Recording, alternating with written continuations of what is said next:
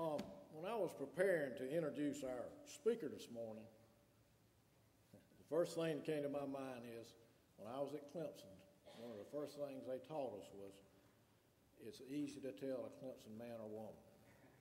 So I think you're going to find out in a minute he went to Clemson. Also, when I was emailing with Richard, when we emailed back and forth, Richard said, well, can I bring some folks with me? I said, well, you fill up the church. Well, you're working on it, Richard. Can you family and friends come back next week? Richard Cottingham is the son of John C. and Liv Cottingham. He grew up in Seneca and now resides with his wife, Nancy. Grew up in Dillon and now resides in Seneca with his wife, Nancy. They have two children, Andy, who is a Clemson graduate. His wife is a Clemson graduate, and they have one daughter. And his daughter, Carrie, is a UMC graduate. Richard is a graduate of Clemson in civil engineering, and he also has a master's degree from Georgia Tech. He served in the U.S. Navy and retired as a captain.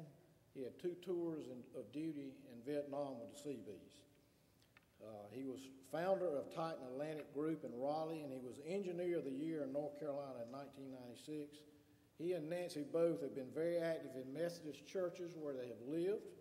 He is an Eagle Scout. He received a Distinguished Service Award from Clemson University Alumni Association in 1998, and he's presently serving on the Clemson University Foundation Board of Directors. But before I bring Richard up here, I'd like to take a moment of personal privilege. I've always had a fondness for the Cottinghams because of their close ties to our family. One of my father's roommates at Clemson, the class of 1941, was Ernest Cottingham, who grew up in Little Rock and was killed in action in New Guinea in 1942. He was buried in New Guinea, and his parents placed a monument in his honor in the cemetery at the Little Rock Methodist Church. Also, one of my father's closest friends after World War II was James Cottingham, who was the father of Margaret, Jim, and Georgia B. One more thing.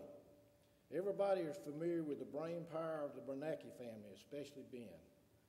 Well, I assure you, this family of Cottinghams takes a backseat to no one as far as intellect. I'd like to welcome Richard and his family to our service.